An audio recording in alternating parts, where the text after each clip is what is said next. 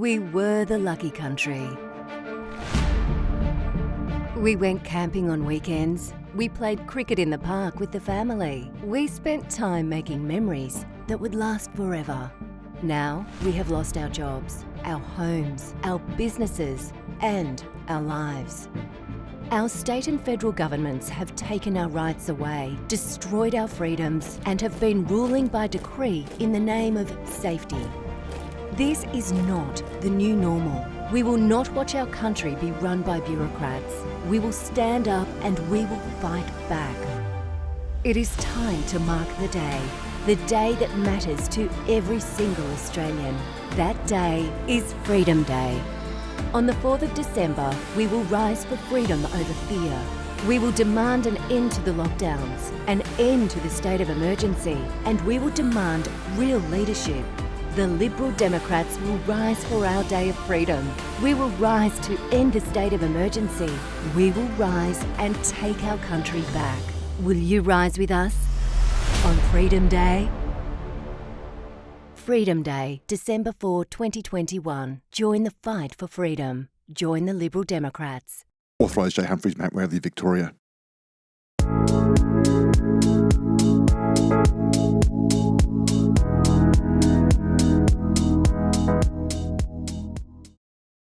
Welcome to Liberty Chat. This is our second episode. We survived the first one and I think it did all right. I think, I hope you guys felt comfortable with it as well. And as I said, so this is our live webinar for registered members of the Liberal Democrats. So if you're not a member and you're watching this later on, obviously get to our website, ldp.org.au, join up, become a member. You can also donate off there as well. So we have our three very esteemed panellists tonight, starting with Mr. John Ruddick, who is up there in Sydney. He is our lead senator candidate for New South Wales. Good evening, we have, Kirsty. hi, John. And we have Mr. David Limbrick, who is our parliamentarian in exile here in Melbourne. Hi, David. Hi, everyone. And then Mr. Campbell Newman in Freedom Land of Brisbane up there, lead Senate candidate for Queensland. Hi, Cam. G'day, Kirsty. G'day, everyone. G'day. Well, as I said, it's been, we've had a very busy week. A lot of crazy things have happened. John, I just want to very quickly start with something that a lot of members have been asking us about, and I've got a lot of emails about. Today was the final day and the decision making in the New South Wales hazard case. If you want to give us a quick rundown of what was the final decision there. Okay, well, look, only about 2 hours ago, the New South Wales Supreme Court made a decision that there was a case. There were several plaintiffs. There were aged care people, paramedics, teachers, police officers, and a few others, nurses in particular, who said that, look, that they do not want to take the vaccine, rightly or wrongly. They said they don't want to take it, and they went to court. And now what they were challenging was a law that was brought in about 15 years ago. When we had the SARS scare, there was a COAG agreement, which basically where all the state governments agreed to bring in these very draconian and give health ministers extreme powers over people, which no one really noticed at the time. We aren't noticing it now. Anyway, the Supreme Court has dismissed those cases. So that means within about 2 weeks, there's going to be tens of thousands of people who are going to have to choose in New South Wales between, are they going to take this vaccine or are they going to resign their job? Now, this has happened in the United States and other jurisdictions, and it has resulted in mass resignations and therefore chronic staff shortages in several key industries. There's two airlines in the United States, Southwest and American Airlines, have mandated that pilots have to take the double vaccine. Now, a lot of pilots don't want to take it because they get subjected to this deep vein thrombosis thing, and I don't know. I'm not a doctor, but they are alarmed that this vaccine is going to amplify the dangers of deep vein thrombosis, and so there's been like huge amount of air flights cancelled. Okay, it's not making any news in Australia, but this is what is going to happen. I think this is the end of the road with this situation in New South Wales. Yeah, it'd be interesting to see how some of these cases in Victoria go, because a lot of it was going to sort of follow up with what was happening in New South Wales. So it was, I guess, expected, but still a disappointing result in that case. Now, David, I'm going to jump to you for a minute, because just why did I call you a parliamentarian in exile? Well, I'm not in exile yet, but I will be soon, I think. So for those of you that have been following or haven't been following what's going on, the government introduced a motion this week into Parliament that was debated last night that basically excludes members of Parliament who refuse to hand over their vaccination details. We've said for a while ago that we have serious concerns about, setting medical conditions on who can be an elected representative. We've said all along that we oppose the mandates for a whole bunch of reasons around human rights and consent issues. And they went ahead with it. So what does that mean? It means that it passed last night. The only people to vote against it in the upper house were Tim Quilty and myself, of course, from the Liberal Democrats. Jeff Borman from the Shooters, Farmers and Fishers Party voted against it. And also Catherine Cumming, she's an independent. And the Liberal Party supported it, to their shame. And I've got to be honest, I was quite shocked that they came to that conclusion. I don't know what they stand for anymore. I've got no idea. This is one of the most fundamental principles. We're talking about two very important principles: bodily autonomy and the right to participate in public life, right? And these are very, very fundamental principles. And I think anyone that, has any understanding of, the Westminster system and, the history of civil liberties would be disgusted by this. And I think history is going to look very poorly on these people that supported this. So what it means is that we have to hand over our details. I've notified Parliament today and said I'm declining to hand over my vaccination status. That means that I'll be suspended from Parliament. And that means that it's physical access. So I won't be able to access the parliamentary precinct. I will be able to participate remotely in Parliament, but I won't be able to vote. It's a pretty big deal disenfranchising a member of Parliament. It's not because I think I've done anything wrong. The debate really revealed what a farce this all is, because everyone knows that the vaccine doesn't protect you from spreading it to other people or contracting the illness. We put up an amendment to the motion, which I would have been happy to comply with, which would be to either, at the start of each sitting week, to either get a PCR test. And if that PCR test is positive, then just follow the normal health guidelines if you get a positive test, or to submit to daily rapid antigen tests. This would actually have been a far more effective way of preventing COVID entering Parliament. Vaccination doesn't stop COVID entering anywhere. So we just think this whole thing's a farce. Really what it's about is the Premier, when he announced this mandate on authorised workers, he said, it's going to apply to judges, it's going to apply to members of Parliament, it's going to apply to everyone. And then, of course, he realised that he actually does have some limits to his power, and he couldn't actually dictate to judges and members of Parliament that through the mandates, they didn't have the power to do that.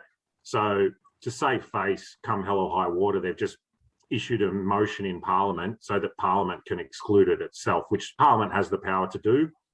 I have legal concerns about this, but I'm not sure whether it'd be good enough to challenge in court or not. But we'll wait and see what happens. So I haven't given my details over. The deadline passed a few hours ago.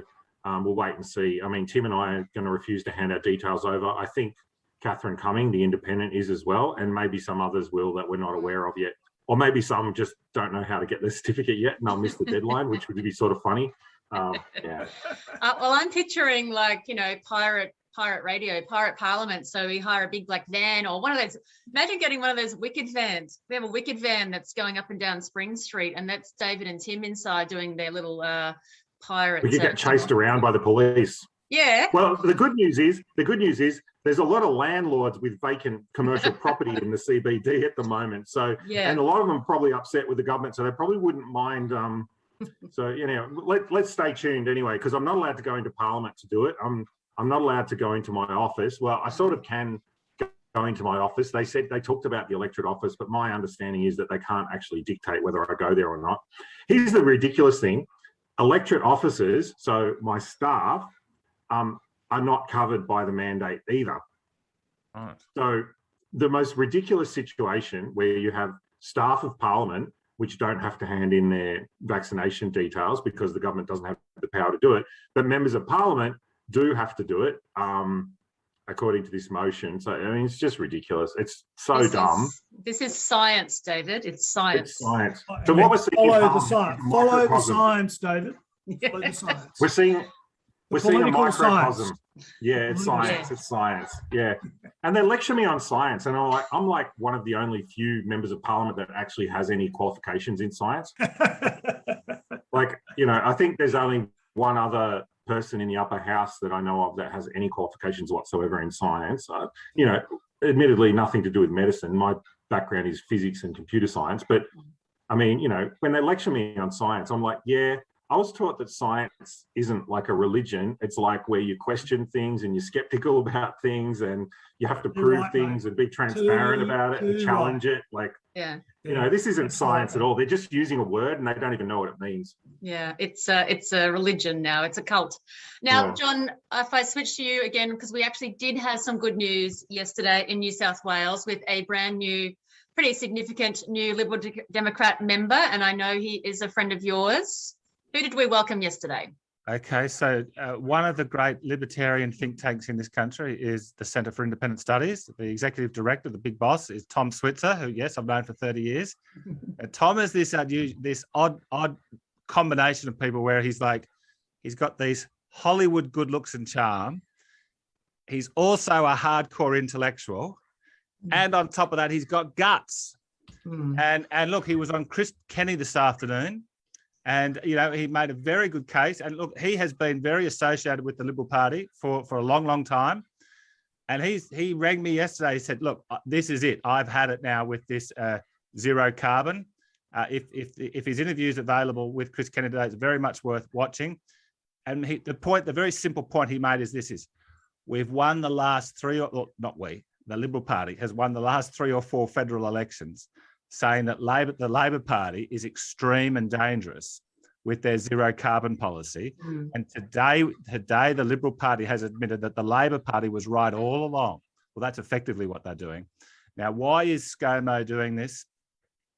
Okay, well, when all this thing came out, we were told 15, 20 years ago, sea levels were going to rise, there was going to be more chaotic weather, and temperature was going to go up. Well, none of that has happened. But you know why all these people are caving into this, and people like ScoMo and Josh, these little cowardly types, because they're told that Wall Street banks are going to divest from Australia unless we go along with this new cult. Okay, well, I say, look, what we've got to do is have some courage, stand up to them. But anyway, look, Tom Switzer is a huge addition to the Liberal Democrats. He brings a lot of intellectual credibility. He's very popular with a lot of key decision makers in this country, and you know he's really done this purely on principle. It's not like he's saying he wants to be a member of Parliament or anything. I think let's hope he does, but he really is saying that he understands what the Liberal Democrats stand for, and I don't think anybody really twisted his arm. He just came to this as a sort of a conviction decision. Yep, and good on him. He's found the right party, and I did see your tweet, and hopefully everyone is already following John Ruddick on Twitter, and it should be in our chat box there very soon. So I did. Is Tom on?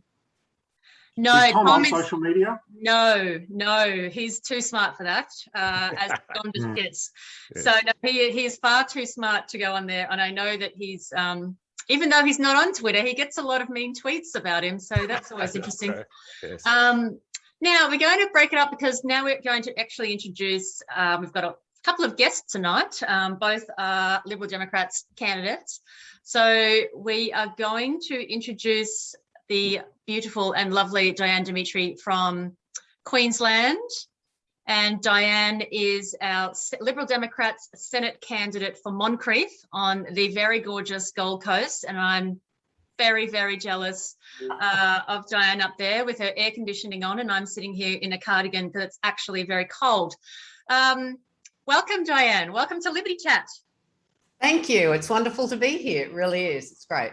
That's great. And I'm not sure if you've actually met Campbell in real life before. Have you guys met over a branch meeting anywhere yet? No, not yet. No, not yet. But we met tonight, yeah. Well, it'll be good, Campbell. I know that the Gold Coast branch meeting is on in about a week or so you might have to get down there for that one. Diane, tell me a little bit about yourself. Why are you here? How did you find the Liberal Democrats? Tell us some of your story. Okay, I guess what happened was when all of this nonsense started back in March 2020, I became a digital warrior because one of the things that I've always been very passionate about is anti-discrimination and personal freedom. And that comes from many years ago when I was 30 and I became the first Me Too case here in Australia long before the movement began, when I took my producer to court for sexual discrimination after he sacked me for apparently being too fat.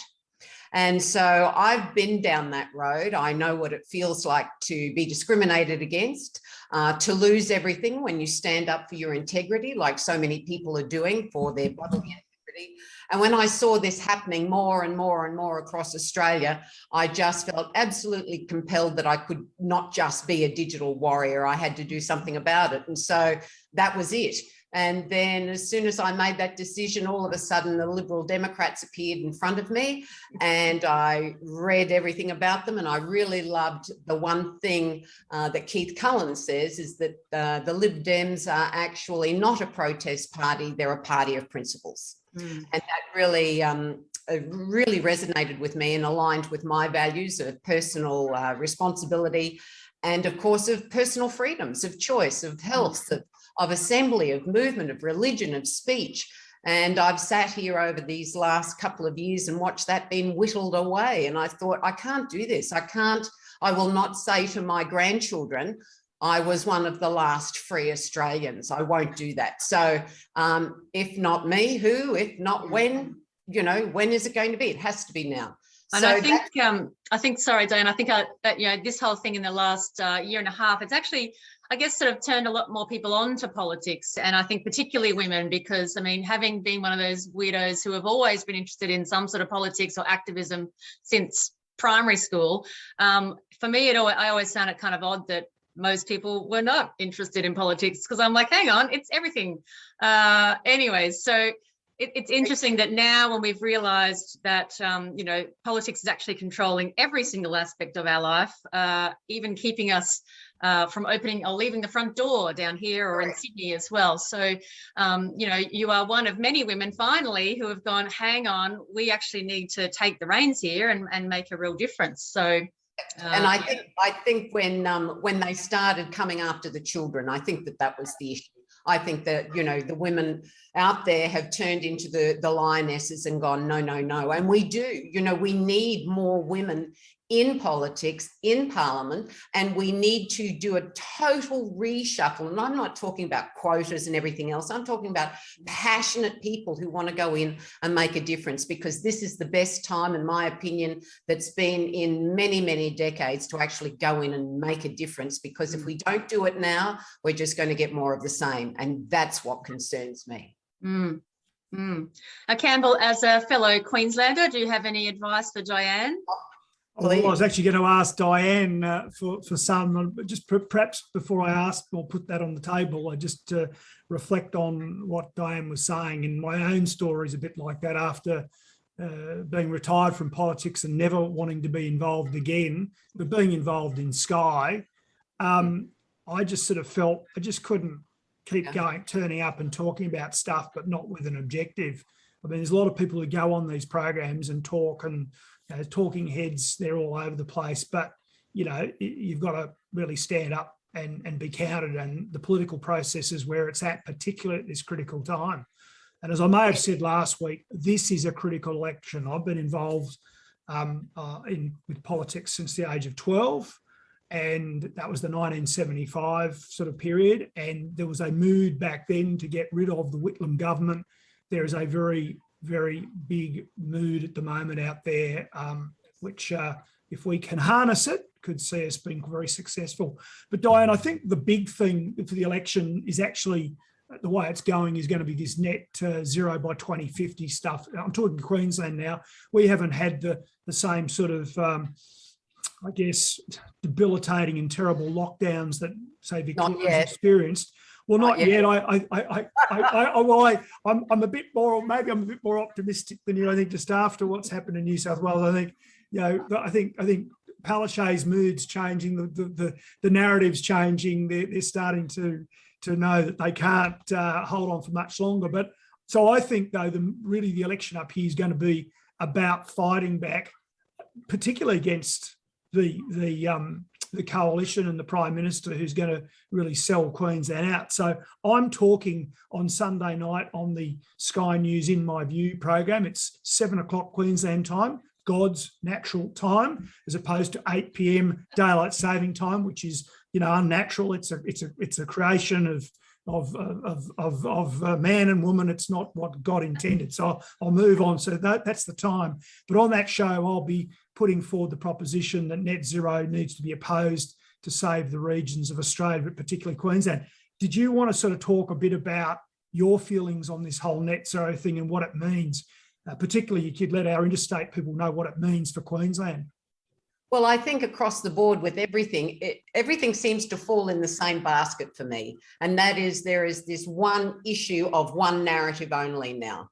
We have no open debate on anything. We have no open debate on net zero. It's all just one narrative. When do we ever see another viewpoint being debated so that we can actually see the science? I agree with what John Ruddick said before. Science is supposed to be questioned. Good science is about questioning. We're supposed to look at the data. We're supposed to pull it apart, tease it apart, go back, do it again. And this whole net zero is truly, in my opinion, it's just madness. How can you possibly today say this is where we're going to be in 2050? I mean, we're 30 years away. It makes no sense to me. We don't even have the technology to get there yet.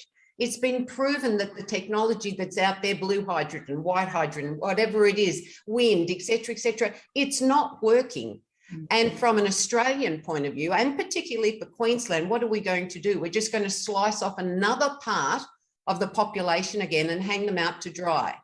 I mean, it's just, the history is repeating itself. We've done that with our nurses and our doctors and our firefighters and our paramedics. Just slice them off, hang them out to dry, and we're about to do it with this again. I'm sorry, I think that we're just kowtowing to truly the global elites, and we've got to stop. I mean, when are we going to stand up?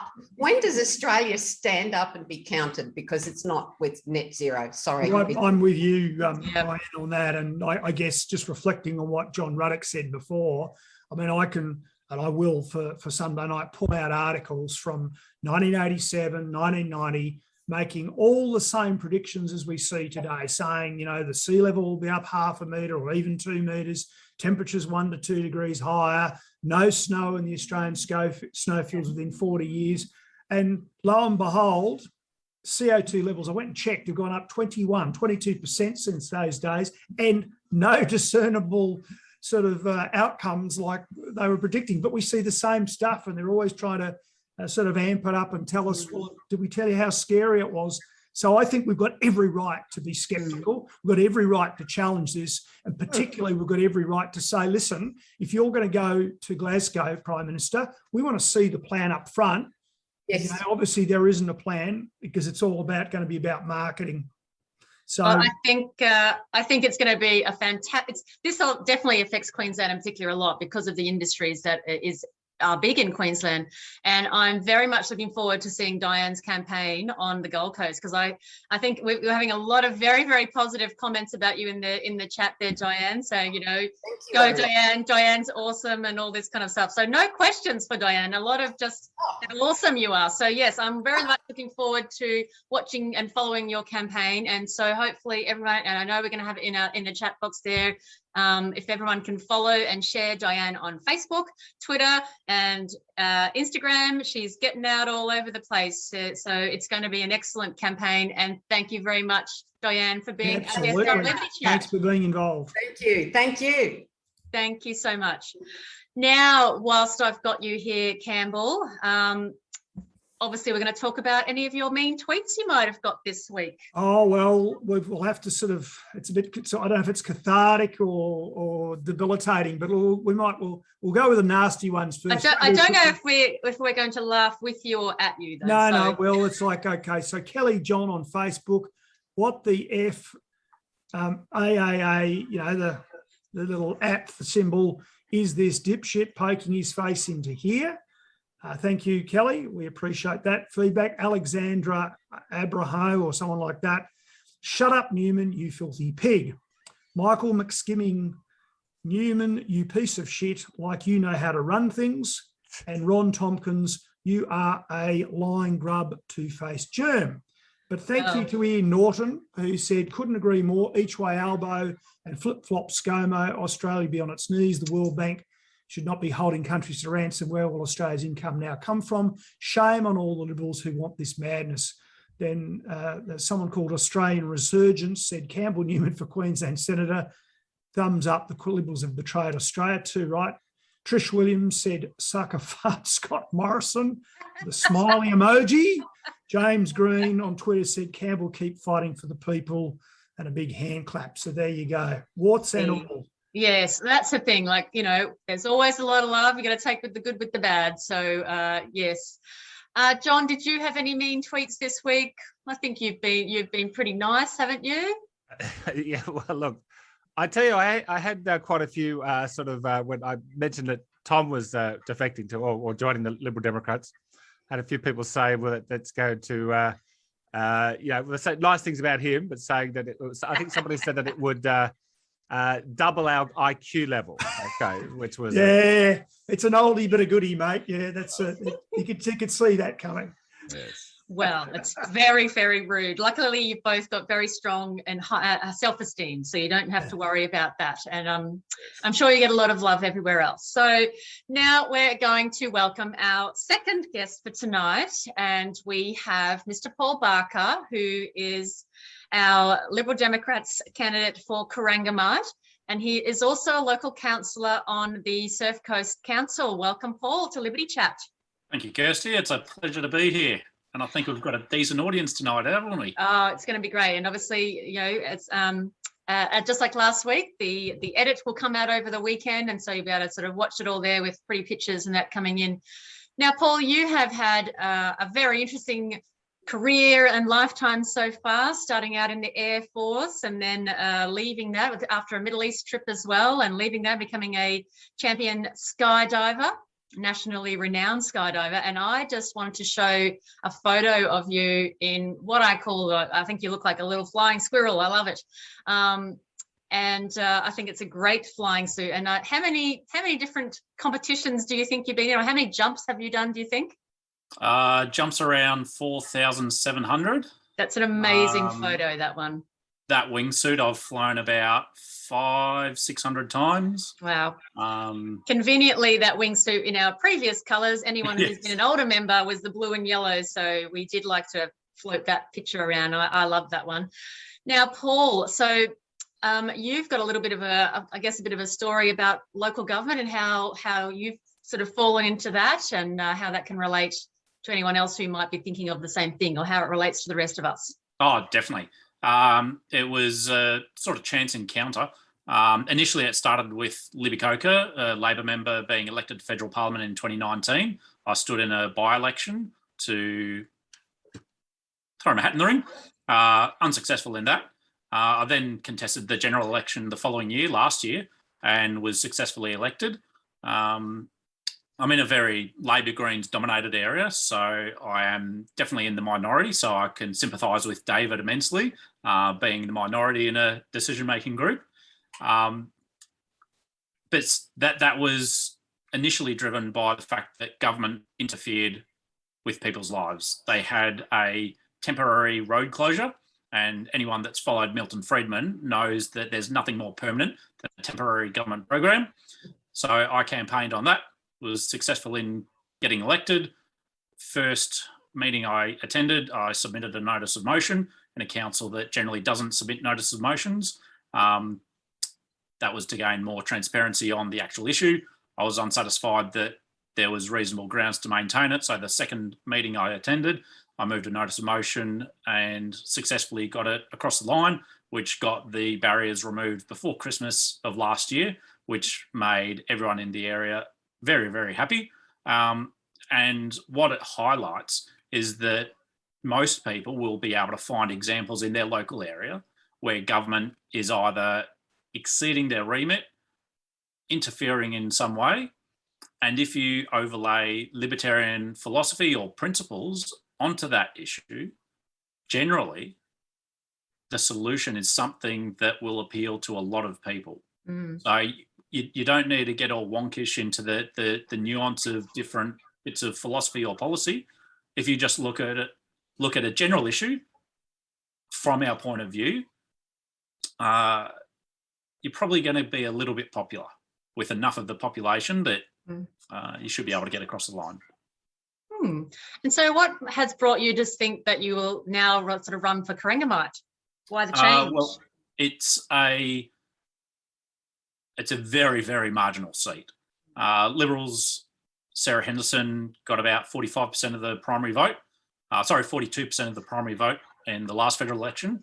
But with Greens preferences, the Labor candidate, Libby Coker, who was involved in the start of my political journey, got elected with preferences flowing from the Greens.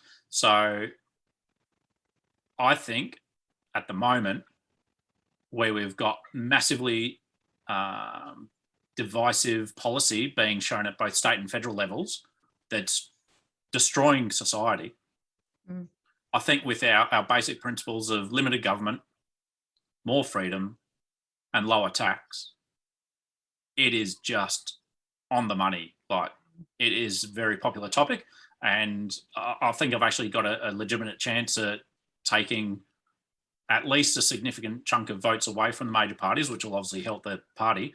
But I think I'm in with a very, very outside chance, and I'm hoping to Bradbury the result and slip across the line first. And David, what are your thoughts about Paul hoping for the Steve Bradbury result? Oh, look, I've known Paul for many years now. He's an old school Liberal Democrats member. I think, when was the first time we met, Paul? Must have been about 5 years ago, maybe. Yeah, 2014, 2015, maybe. I don't know exactly, but Paul's been involved with the party for a long time. He's one of the best guys. He's a mate of mine. I always make the joke that if there's a machine that that he hasn't got a license to drive, then that machine probably no one can drive it. Like, I've never met someone who's got so many licenses. He can drive everything. Like, is there any machines that you can't drive? Cranes, but they don't have wheels. Right. Okay. Well, that sort of doesn't count then, I suppose. But yeah, I still remember when we first met and I asked you what your job was, and you said, well, I do skydiving and I drive trucks. And I'm like, and I used to work in the Air Force. I'm like, wow, this guy does everything. So, I mean, if you live out that way, you know, I can definitely recommend that Paul is a long-term solid defender of liberty, and definitely a great guy that you'll enjoy, you know, hanging around with and helping him out on the campaign. So if you live out that way, I definitely urge you to, you know, get involved, meet up with Paul. I'm sure he'd love to meet you out there and do what you can to get him elected. Yeah, it's a long shot. But, you know, like, everything's a long shot in this game for minor parties. It was a long shot me getting elected. It was a long shot Tin getting elected. It was a long shot when David Lionhelm got elected. Like, these are all long shots. We've got to take the risks and we've got to do our best. So, you know, I'm rapt that, you know, Paul got elected at the council level, and, you know, that this is something for our members as well. Like, if you want to go get elected on council, it'll be a couple of years away yet before the next council elections. But, you know, we got 2 people elected at the last council elections, and Paul was one of them. I know that actually New South Wales has council elections in December. I think it's the 4th of December. Right. So there's a few sort of scattered around, and I know there's a few a bit of chatter about who, you know, getting people putting their hands up for New South Wales local council. Yeah. So like, it was wonderful when he got elected, and, you know, if he can use that profile and experience that he's had in campaigning, I know he's been involved with the party for a long time now, to get elected in a federal seat, I mean, that would be wonderful. But, you know, it's a long shot, but, you know, sometimes long shots pay off. So who knows? And if anyone deserves to win, it's him. So I 100% agree with you, David. And Paul, how can people follow you? Are you on Facebook? Tell me where we can follow you. Facebook, Twitter, Instagram. Facebook, if you just search for Paul Barker Corangamite. If you use that term in the others in Instagram and Twitter, you'll also find me. Doing any TikTok? Not quite TikTok yet. I think I need to be a bit younger. Well, you know that I've already warned you for this, but I am also going to reveal, ladies, that Paul is single. So I'm not sure he might be on dating apps too. I don't really know. I did warn him because he'd be a great catch for any sensible. Lots of assumptions there, Kirsty. Oh, man, I don't know. How well do you know me? We live in a society, and he was in the Defence Force. Truck driver. Oh, that's the other stat you forgot to mention. I've driven over 2 million kilometres around Australia in trucks. That's crazy. That's crazy.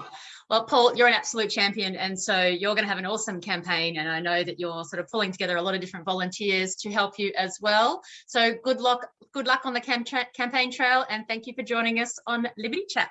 Thanks, Kirsty. See you guys. Hope to have a beer with you soon, mate. Cheers.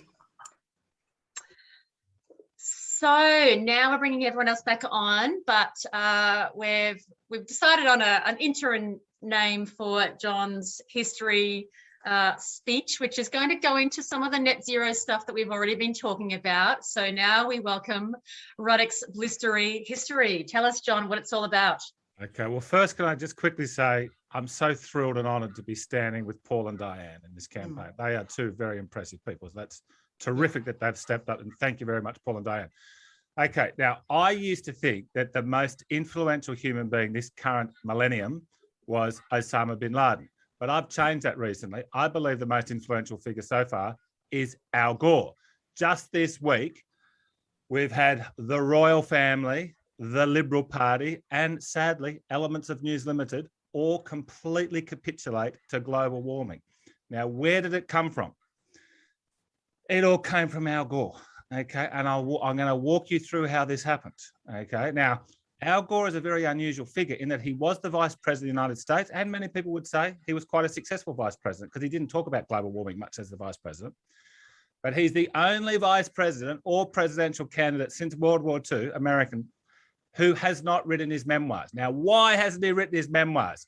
I'm going to tell you why he hasn't written his memoirs, okay? Now, let's go back to the 19th century. In the 19th century, there were a number of independent scientists who speculated that if the Industrial Revolution continued to produce a lot of carbon dioxide, that maybe the temperature would increase. It was not a political issue. It was just a scientific debate, and it wasn't a particularly big scientific debate. In 1957, there was this massive international scientific collaboration. The Soviets were involved. It was led by the Americans, but Australians were involved. There were scientists all around the world said, well, look, let's move this debate about carbon dioxide from theory to let's measure some data. So they put water buoys all around the place. They put air balloons around the place, and they collected a hell of a lot of data. Now, who ran that project? A guy called Roger Revelle, who was an American based at the Scripps Institute of Oceanography in California. And they got this data in 1957. And then Roger Revelle, and when the data came in, he said, look, yes, maybe carbon dioxide is warming the planet and maybe it's dangerous. And he gave interviews to the media, and he's the one that invented the term global warming. So just keep an eye on this name, Roger Revelle. Now, but Roger Revelle stressed in the 50s, he said, this is theoretical. We need a hell of a lot more data. And he basically dedicated the rest of his life to getting this data. Because he said, look, it's a big deal. Now, then he was a professor, a lecturer. While he's doing this data, getting this data, he was a lecturer at Harvard. Now, in the late 60s, Al Gore was at Harvard. Most of the time he was smoking pot, okay? It's all in the biographies, okay? And he was running for student politics, of course, and he was studying political science and media. But he did take one course on science, which is very fateful for the whole world that he did that. He took one little course on science, and it happened to be with Roger Revelle. Roger Revelle couldn't remember him, okay? But Roger Revelle said, look, I'm looking at this theory that carbon dioxide is dangerously warming the planet. Al Gore remembered it. Now then, that was the late 60s. Now let's fast forward to 1988 or 1987. Al Gore by this stage is his dad had been a big senator. His dad was almost the vice president in the 50s. Al Gore was a congressman in the 70s. He was a senator in the 80s. In 1987, he runs in the Democratic primary for senator. Now, I know it seems hard to believe now, but the Democratic Party, they used to be the party of the South and of slavery and of being, really hardcore reactionary right wing.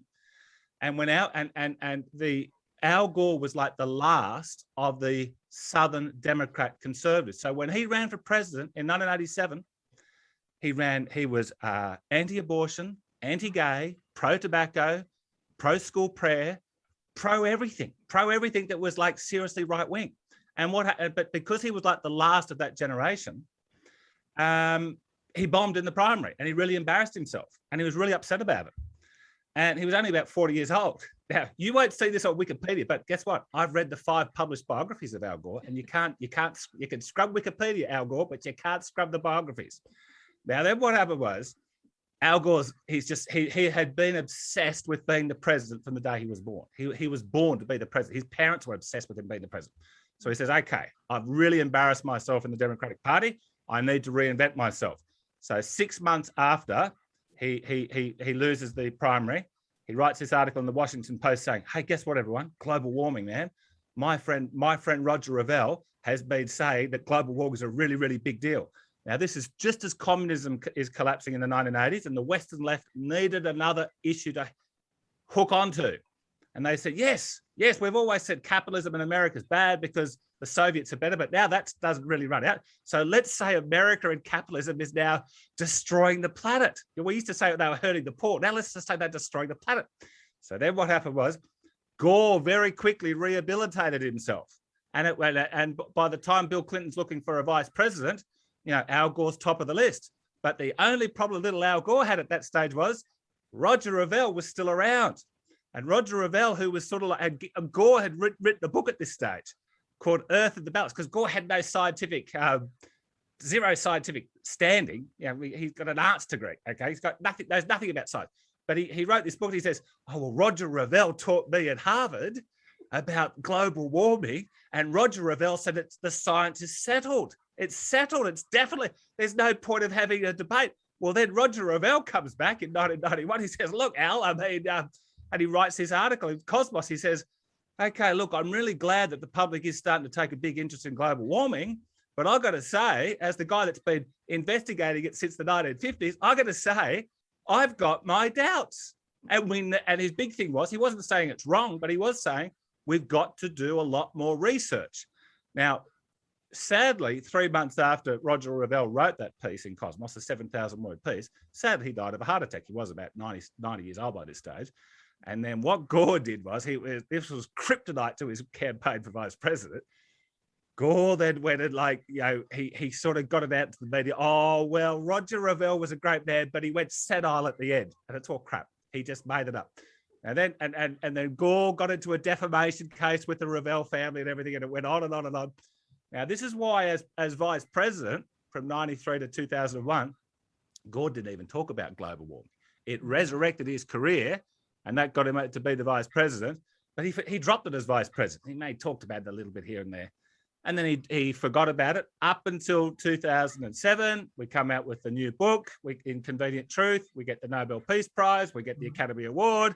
It makes them the big superstar after the devastating loss in 2000. And that's where we are today, gentlemen. And I think I encourage I'll shut up in a moment, Kirsty, but Ian Plimer and I wrote a 2,000-word piece in Spectator about 4 months ago, covering everything I've just talked about. Now, at the Spectator, they only let you write 1,000 words. Okay, there it is there. Thank you, Kirsty. They only let you write 1,000 words in the published piece. But we said, and Rowan Dean, he said, gentlemen, I love this piece, but you've got to cut it to 1,000 words. And we said, no, Rowan, no. Just put it online. Don't publish it because the world needs to know the truth about it. And I have to confess, look, people who know me well, including Tom Switzer, will know I have had an Al Gore mania for a long time because I know how he's the guy. If you want to know why ScoMo's done this and the Royal Family and News Limited, it's all because of Al Gore. So he is a big deal. And read that piece and you'll see what's at the guts of this whole situation is a big fat fraud. And here endeth the lesson of Ruddick's history blistery. That was bloody fantastic, mate. Thank you. That was amazing. Your passion definitely came out in that one. I see you've got a bit of more than a mild interest in that topic. Oh, I do. We will also share the link to the article in the chat box. As you say, it was from April. But yes, that was great. Thank you, John. So in the last few minutes, we're going to, and in fact, someone actually did say that, oh, well, Liz is saying, thank you, John. I join you in your dislike of Mr. Gore. Few people saying, thank you, John. Thank you. Excellent. Can I just make a comment, John? One of the things that scares me most when I hear people talk about climate emergency, now I'm not talking about the science at all, what we've seen using emergency powers over the last 20 months, when people talk about we need to take emergency action, what they're talking about is undermining the rights of Australians and undermining democratic processes. That's what they're talking about. Whenever someone says climate emergency, ask them what they mean by that, because when we're talking about emergency powers, we know now we have very good experience with emergency powers, and it is a horrifying concept. We need to call these people out that talk about climate emergencies and using emergency powers, because a climate emergency, they're talking about endless emergency powers. And that's the end of I think that's a very powerful point, David, that people wouldn't have got, obviously 2 years ago. They certainly, I think, would make the connection now. And I think the other connection is that you just look at the people who are so enthusiastic about lockdowns and QR codes and bossing people around, etc. They're the same people who are most enthusiastic about, going net zero. They're the biggest proponents of it. And that tells you everything, Campbell. Does indeed. It's the same crowd. And the COVID is the entree to the main meal. And the main meal is hardcore global warming extremism. And I really think we should, I always like to refer to it as global warming, not climate. Climate's such a neutral term. They dropped global warming when the globe didn't warm, right? Yeah. So then they had to say climate change. They go, no, we should stick with the original alarmism was global warming. And what you said, David, is so true about emergencies. Now, there is a great quote from ancient Greece, which I just can't remember right now, but some really smart bastard from ancient Greece said something like, beware of the despot that talks about an emergency. And they say it in the name of the, it's an emergency. I've got to protect the people. But it's always about empowering the despot. I know that we'll need to get Ross Cameron to come in and clear that quote up for you, John Ruddick. Yes. I know he'll be the man to answer that one. Okay, so I am going to get to a couple of the comments and some of the comments and the questions. Poor David up in Queensland says, bloody daylight savings. I missed most of this meetup. Don't worry, David, because we'll be tidying it all up and it will be able to you to view at your leisure the whole entirety from Sunday. It'll be released from Sunday and hopefully you'll share it and watch it over the week as well. So this was a good one that I got a couple of days ago from Peter. And it's slightly, completely off the topic of what we've been going on to so far. But because there's been so many of those e-petitions to Parliament lately, there's petitions to, sack Dan Andrews and do this and do that. And Peter says, can one of our representatives please explain the process of how these e-petitions reached Parliament and any obligations of Parliament to actually do anything, perhaps depending on the number of signatories, etc. It appears from the website that all that's required is for a response to be presented to the original petitioner. How do these e-petitions to Parliament actually work? Do they do anything? I can explain that. Well, at least for the Victorian Parliament. So an e-petition doesn't actually, in Victoria at least, doesn't require a response from government. We've actually been trying to push, and a number of other parties have been trying to push that the government at least requires a response. So some people are cynical about e-petitions. I actually think that they're good. What they give you the ability to do is if you've got large numbers of people that support a particular idea, that it enables them to put it in a form that is able to be tabled in Parliament. And if you've got large numbers of people that sign that petition, people will take notice. But, you know, to my mind, you sort of got to get into 5 figures at least before anyone pays much attention. And it's hard to get, you know, those sort of numbers. But you want to get big numbers. But secondly, it allows people to, members of Parliament to talk on the petition. So once it's been tabled, it's a document that people can speak to in Parliament. But look, I think that they're useful. They're not as powerful as what they could be. I would like the government to be forced to respond to petitions. But look, they're not a waste of time. They do enable people to, they enable people to mobilise and collect people and, you know, gather around and give them a call to action to sign the petition. If you get large numbers, you can present it to Parliament. If they're really large numbers, then people might take notice, and it enables you to raise awareness of an issue. So they're not completely powerless, but they're not fantastic either. But look, I think that they're a good way of mobilising people and giving people a call to action, and it's fairly low cost. The one thing that you can do in Victoria is once you've got a petition up, so anyone that's a Victorian citizen can just set a petition up with Parliament, and then you can get if you want it to be tabled, you need a sponsor, and the sponsor needs to be a member of Parliament. So I've sponsored lots of petitions. And so if anyone's watching here tonight and they've got an idea for a petition, then by all means contact my office and we can help you with the wording and stuff. And you know, assuming that we can come to some sort of agreement on a wording that I'd be happy to support, I'm more than happy to sponsor petitions if they're in line with our principles. That's brilliant, brilliant. John, here's not really a question, but a statement, I guess, for you talking about Ian Plimer. Naomi says that she heard Plimer talk in Armidale several years ago and it was life-changing for her. And Dita says that Al Gore is speaking at an Engineers Australia conference in November. I wonder how much members' money is going towards that. Well, I'll just jump in there. I'm actually a member. I've been a member for 40 years, and I can tell you now, the Engineers Australia are woke as. It's their annual, their monthly magazine is just always full of this stuff. So it's everywhere.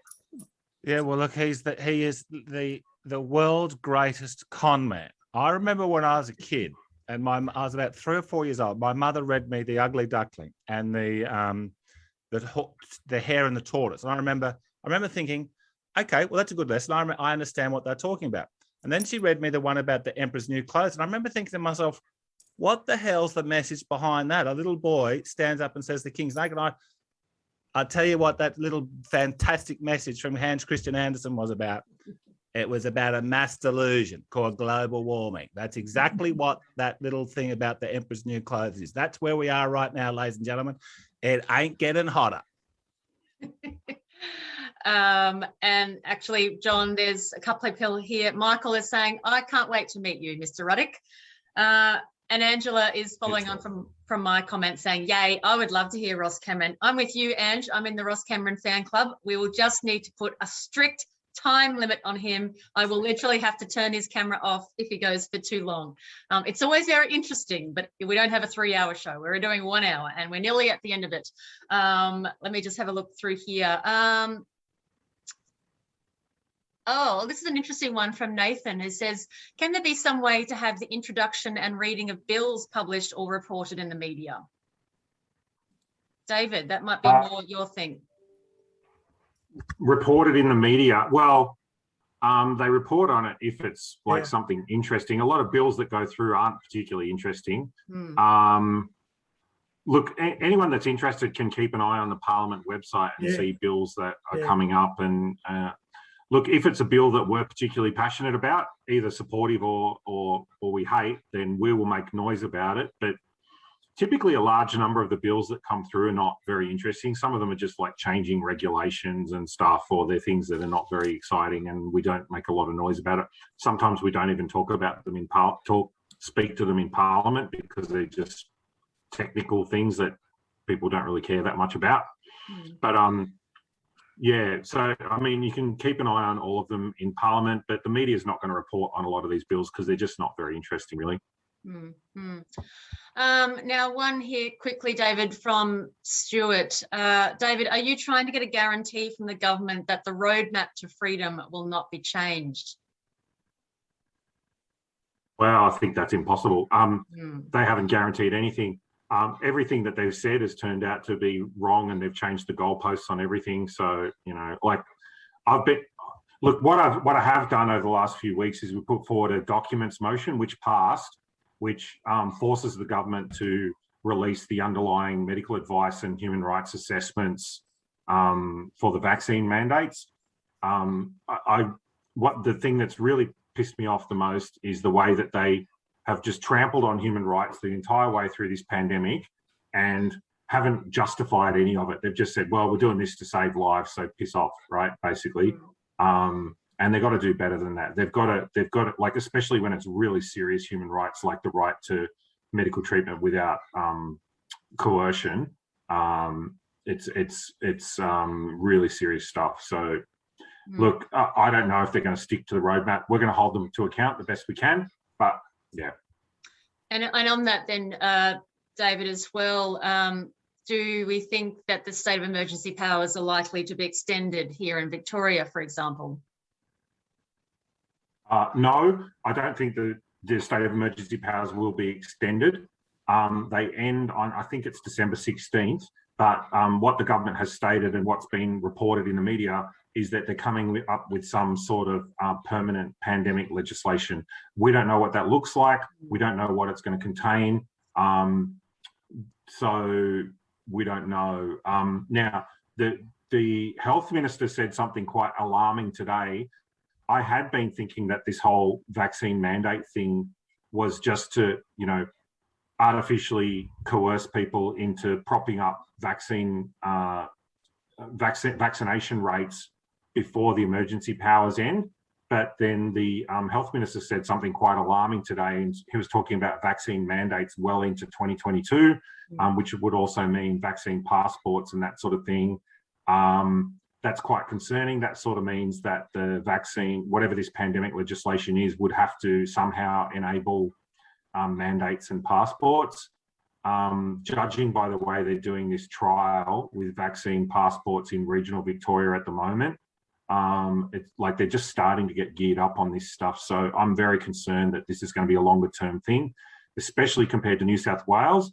You know, I've got criticisms of New South Wales, but I'm very, very happy to hear that they've said that from December 1st, there will be no more medical segregation. There will be no more vaccine mandates. I would have preferred that they never happened in the first place, but, you know, having them happen for a limited period of time up until December 1st is very, very different to the situation that Victoria is facing, where there's no end date and people are freaking out about it. Now, you know, this could be a bluff. I don't know is the answer. I think it was a bluff with Gladys. Gladys was bluffing us. She said it's never going to end. Dominic Perrottet pretty much said today that he's thinking about even bringing forward that December 1 date. Okay, but so let's and if New South Wales does bring it forward, or even if they just stick to December 1, surely that's got to sort of help inspire the other states. Absolutely. That's. I really hope so. I've been very, like one of our principles that the Liberal Democrats are meant to believe in is competitive federalism, right? Now, it's been sort of dying. This national cabinet thing sort of knocked it on the head for a while. Yes. But seeing some of the stuff that the new Premier of New South Wales has been saying, I've been very happy with some of the things he's been saying. Let's judge him based on his actions, but I'm willing to cut him some slack and see how he goes. But he's certainly been saying all the right things so far, which I'm very impressed about. And I really hope that, you know, if he leads the way on restoring freedoms to New South Welshmen, then hopefully that will force Victoria to follow suit soon after. I hope that's the way it works. Well, we have to leave it there, I'm afraid. It's been another, that hour just went really fast. I'm sure we all found that the same, actually, but we are trying to keep to time. Sorry for anyone whose questions didn't get answered. There's a lot of chitty chat going on in there, but if you have any sort of burning questions, please feel free to email me at contact@ldp.org.au. We might be able to try and get it on to next week's show. And as I've said previously, the edit will come out on the Sunday. You'll be able to view this throughout the week as well if you wanted to follow up or catch any snippets that you might have missed as well. On next week's show, we have a couple of very, very interesting guests, and one of them in particular has been on a lot of media lately. It's been a wild ride for Ms. Crystal Mitchell, and she's the Victorian police officer who has recently resigned from her job, and she will tell us all why next week. If you haven't seen her interview on Discernible from last week, that was excellent. She's done a fair bit of media in between. Our other guest is one of my very dear friends, Satya Mara, and he is a Washington-based policy professional, policy wonk, I guess, commentator and writer. And when he was still here in Australia, he has done work for the CIS, which is the Centre for Independent Studies. We mentioned before that Tom Switzer is the EO for the Australian Taxpayer Alliance. He's been a big friend of the Liberty movement here in Australia for many years. The young man can write about just about anything.